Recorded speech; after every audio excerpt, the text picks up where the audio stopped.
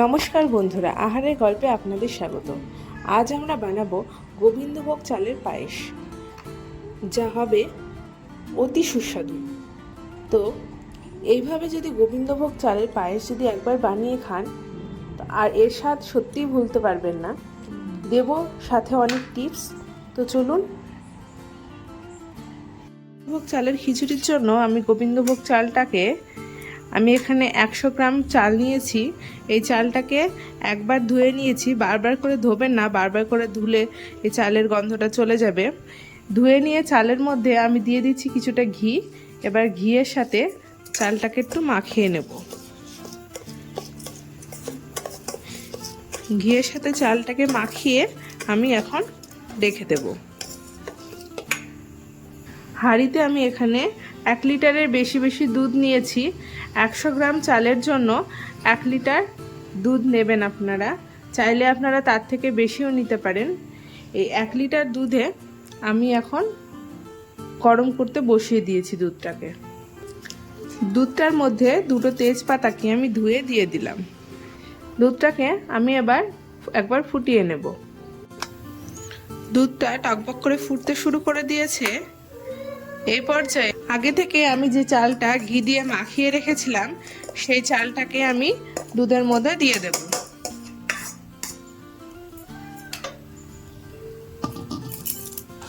এইবার প্রথমে হাই হিটে রেখে দুধটাকে ফুটিয়ে নেব।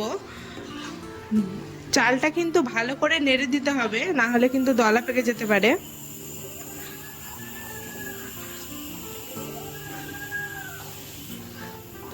দুধটা ফুটে আসলে তখন হিটটাকে লো করে চালটাকে সেদ্ধ করে নেব।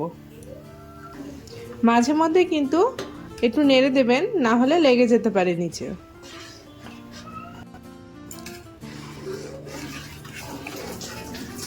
দুধটা আমার অনেকটাই ফুটে গিয়েছে, আর দেখুন চালগুলো কিন্তু সেদ্ধ হয়ে গিয়েছে। চালটা খুব ভালোভাবে সেদ্ধ হয়ে গিয়েছে। চালটা সেদ্ধ হলে তবে আমি এখানে মিষ্টি ব্যবহার করছি। 1 কেজি দুধের জন্য আর 100 গ্রাম চালের জন্য আমি এখানে 250 গ্রাম মিষ্টি ব্যবহার করেছি।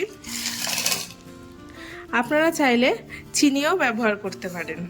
তবে যদি মিশ্রি বা বাতাসা ব্যবহার করা হয়, তাহলে পায়েসের স্বাদটা কিন্তু আরও বেশি আসে। মিষ্টিটা দিয়ে ভালোভাবে নেড়ে দিচ্ছি। এখন মিষ্টিটাকে একটু গলতে দেব। মিষ্টিটা আমার প্রায় গলে গিয়েছে। এই পর্যায়ে আমি অ্যাড করব খুব সামান্য পরিমাণে লবণ। মিষ্টি জিনিসে সামান্য একটু লবণ দিলে মিষ্টির স্বাদটা খুব সুন্দর আসে। এইবার পায়েসটাকে আমি একটু ফুটতে দেব। অন্যদিকে অন্য একটা পাত্রকে আমি গ্যাসে বসিয়ে নিয়েছি। ওর মধ্যে দিয়ে দেব কিছুটা ঘি। ঘিয়ের মধ্যে আমি কিছুটা কিশমিশ, কিছুটা কাজু আর কিছুটা কাঠবাদামকে কুচি করে নিয়েছি। প্রথমে আমি কাঠবাদাম আর কাজুটাকে দিয়ে দিচ্ছি। অল্প একটু নাড়াচাড়া করে নেব।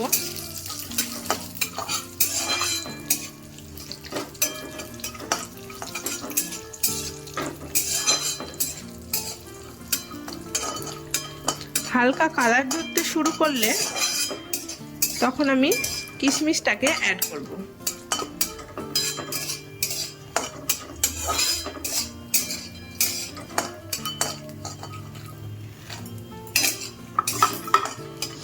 এবার সবগুলো একসাথে ভেজে নেব একটু।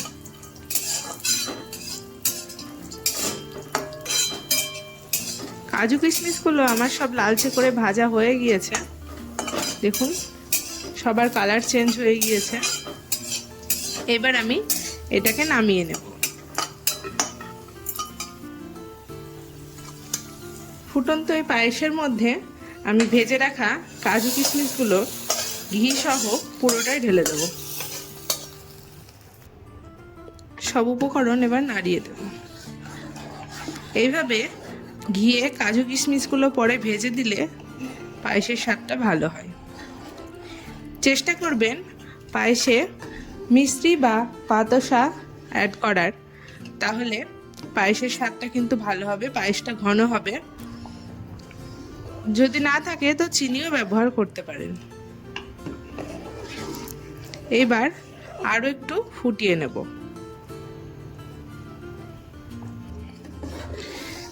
পায়েসটাকে আমি ফুটিয়ে নিয়েছি, পায়েসটা কিন্তু অনেকটাই শুকিয়ে এসেছে। দেখুন কেমন অবস্থায় আছে। এই অবস্থায় আমি গ্যাসের হিটটাকে একদম লো করে দেব আর অ্যাড করব কিছুটা খেজুরের গুড়। গ্যাসের হিটটা কিন্তু অবশ্যই এই পর্যায়ে লোতে রাখবেন বা বন্ধ করে দেবেন, নইলে কিন্তু এই গুড়ের জন্য দুধটা কেটে যেতে পারে। এবার এই গুড়টাকে দুধের সাথে আমি মিশিয়ে নেব।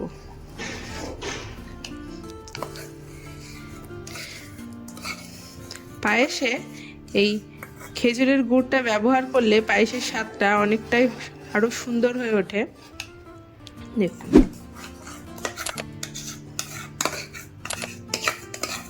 আমি সমস্ত গুড়টাকে পায়েসের মধ্যে দিয়ে দিলাম।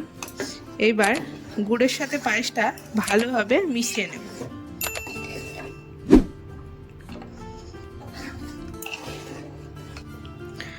পুরো গুড়টাকে পায়েসের সাথে ভালোভাবে মিশিয়ে নিয়েছি। আপনারা যদি চান তো খালি গুড় দিয়েও পায়েসটা তৈরি করতে পারেন, আবার খালি চিনি দিয়ে বা মিষ্টি দিয়েও পায়েসটা তৈরি করতে পারেন।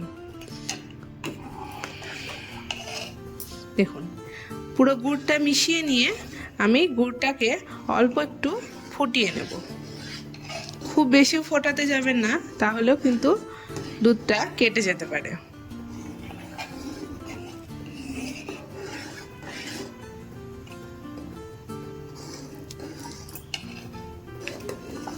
দেখুন পায়েসটাকে আমি গুড়ের সাথে ভালোভাবে একটু ফুটিয়ে নিয়েছি, টকবক করে ফুটতে শুরু করে দিয়েছে। এই পর্যায়ে আমি অ্যাড করব কিছুটা এলাচের গুঁড়ো। সব ভালো করে মিশিয়ে দেব।